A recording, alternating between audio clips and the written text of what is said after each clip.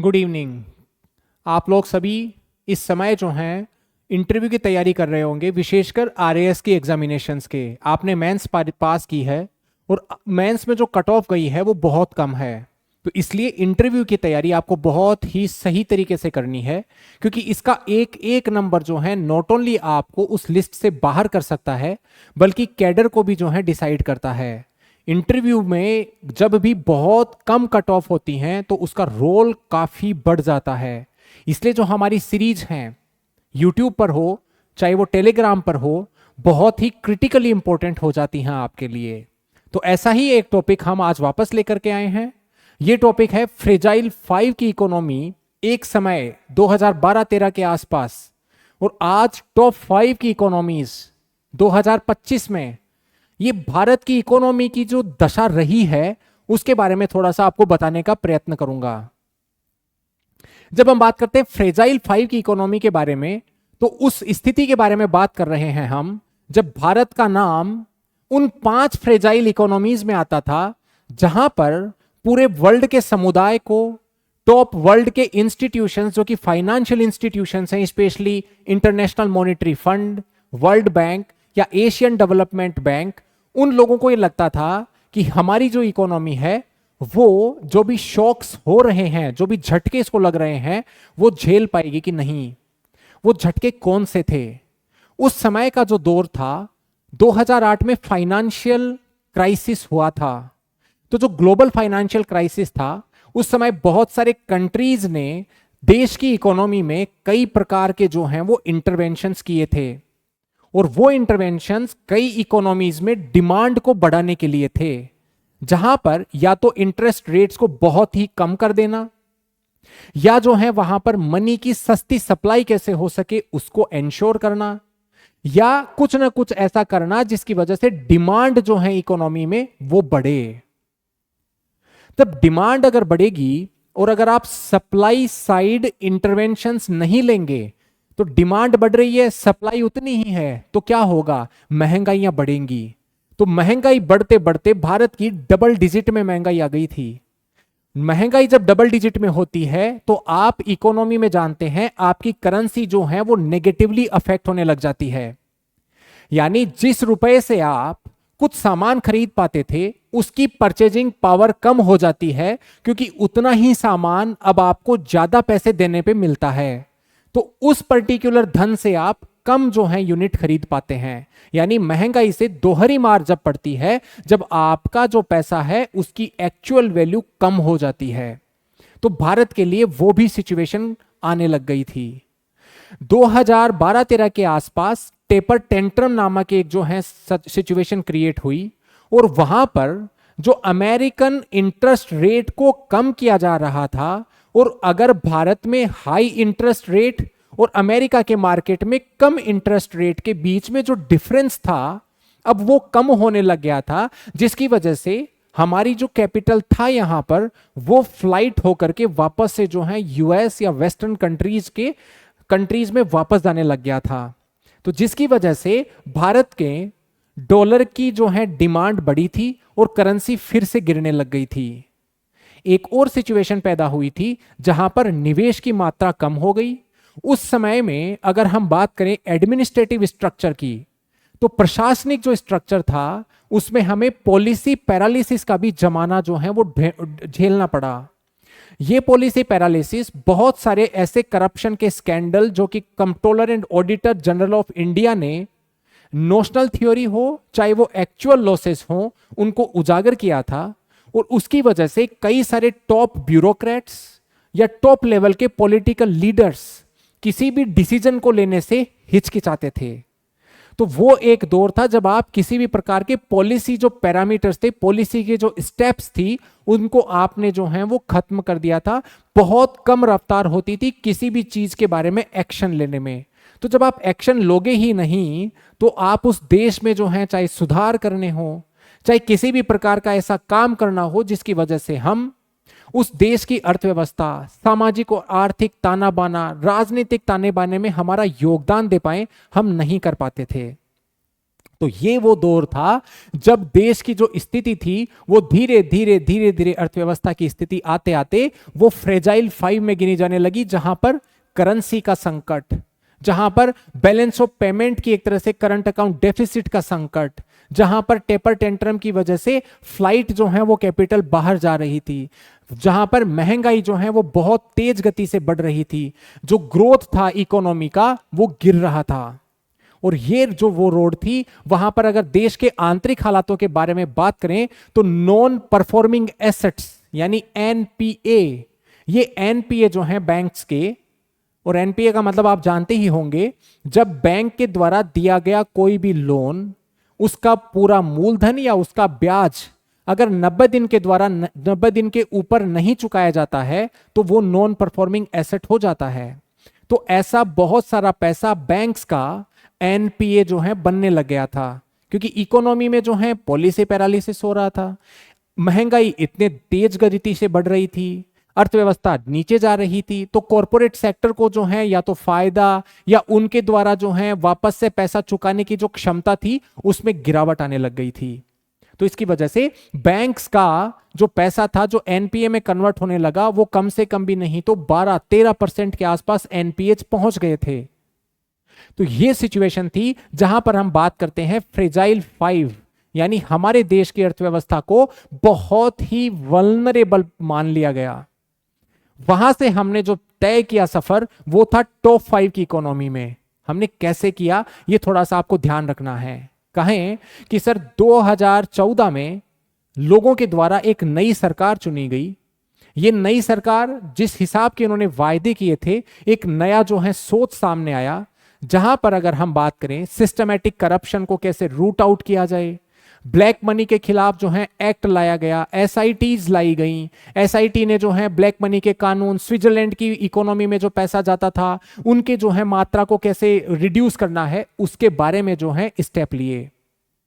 जब लोगों ने ऐसा मैंडेट दिया और एक ऐसी सरकार लाए जहां पर उस सरकार को अपने बलबूते पर मेजोरिटी हासिल हुई, यह भी एक बहुत बड़ा स्टेप था जिस सरकार ने जो है आगे बढ़ करके राजनीतिक और आर्थिक मोर्चों पर कई सुधार किए।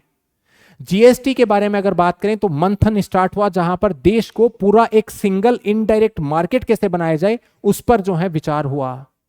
पॉलिसी पैरालिसिस के चक्र को कैसे तोड़ा जाए और अटके हुए प्रोजेक्ट्स को उस समय प्रधानमंत्री पूरे चीफ सेक्रेटरी जो होते हैं पूरे प्रदेशों के, उनके साथ में बैठ करके वो प्रोजेक्ट को क्लियर कराने पर जो है जोर देने लग गए।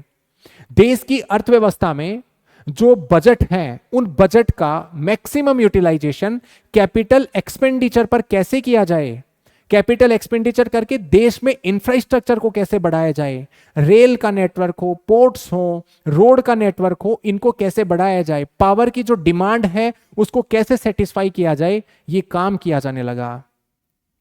मॉनेटरी पॉलिसी कमिटी, यह एक फ्रेमवर्क तैयार हुआ जिसमें आरबीआई यानी रिजर्व बैंक ऑफ इंडिया के द्वारा इस प्रकार के जो है परिवर्तन किए गए। उनको गवर्नमेंट की तरफ से मैंडेट दिया गया कि आप इस महंगाई को, जो कि एक समय में नारा बन गया था कि ये महंगाई डायन की तरह खा रही है, उसको कंट्रोल किया जाए। डबल डिजिट की महंगाई को कंट्रोल करते करते आरबीआई के सामने एक टारगेट रखा गया कि आप इस महंगाई को 4% ±2% तक ही जो है मेंटेन करें। तो ये काम जो है वो किसने किया? ये काम इन्फ्लेशन को कंट्रोल करने के लिए किया गया, जिसकी वजह से महंगाई रेट कम हुई। और महंगाई रेट कम हुई तो लोगों की जो आय होती थी उसमें, या जो हमारा जो धन होता था उसकी एक्चुअल प्राइस में गिरावट नहीं हुई। देश में जब इस प्रकार के सुधार हुए तो फॉरेन डायरेक्ट इन्वेस्टमेंट जो है बहुत सारे प्रदेशों में, बहुत सारे मतलब देशों में जाकर के इस चीज को जो है निवेश के लिए एक अनुकूल माहौल बनाया गया और उसको जो है प्रदर्शित, उसकी प्रदर्शनी लगाई गई, एग्जीबिशंस लगाई गई, उसके कई सारे मेले आयोजित किए गए, जहां जहां पर भी विश्व में ऐसे लोग जाकर के गए जो कि उन्होंने भारत को ब्रांड इंडिया के तौर पर जो है बल दिया। और ये काम कैसे हुआ? ये काम जो है उस देश की अर्थव्यवस्था को बल देने में बहुत बड़े स्टेप के तौर पर, जहां पर फॉरेन डायरेक्ट इन्वेस्टमेंट देश में आया तो नए नए इकोनॉमिक रिफॉर्म्स हुए। तो तब जाकर के जो है फ्रेजाइल 5 से हमने टॉप 5 की इकोनॉमी की तरफ बढ़ोतरी की।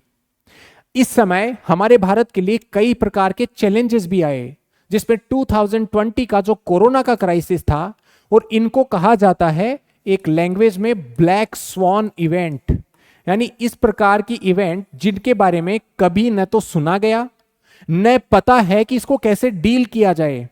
लॉकडाउन हुए, इकोनॉमी जो है वो 25% से गिरी, लेकिन फिर भी जो है हमने साइंस एंड टेक्नोलॉजी की दृष्टि से कैसे आगे बढ़ा जाए, वैक्सीन डिस्कवरी को हमने, उस प्रक्रिया को हमने बहुत फास्ट किया, रेगुलेटरी अप्रूवल हमने बहुत फास्ट किए, जिसकी वजह से पूरे देश में लगने वाले टीकों की संख्या और उन टीकों में लगने वाले समय को बहुत ही कम समय में करके देश की अर्थव्यवस्था को वापस से उठने पर मजबूत किया गया।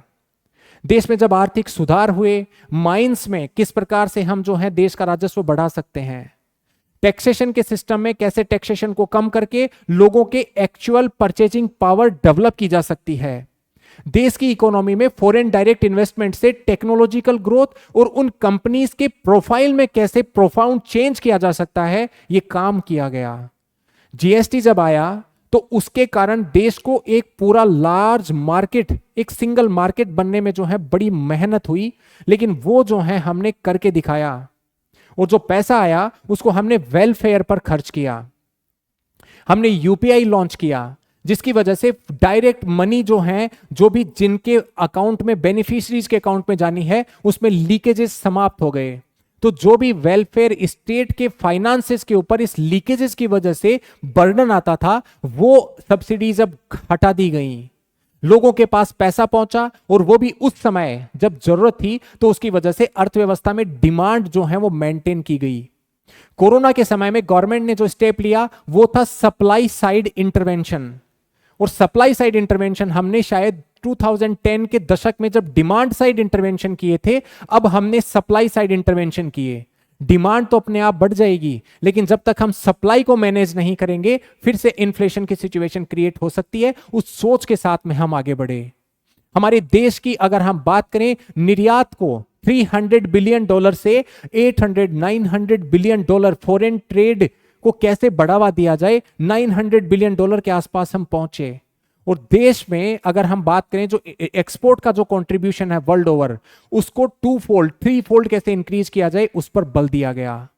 तो ये सारी सिचुएशंस ऐसे थी जिसने देश का ताना बाना वापस से जो है सेट किया। और आज अगर हम बात करें तो हम 4th लार्जेस्ट इकोनॉमी बनने के बिल्कुल कगार पर खड़े हैं, और बताया जाता है आगे आने वाले 3-4 साल में भारत वर्ल्ड का टॉप 3 में आ जाएगा।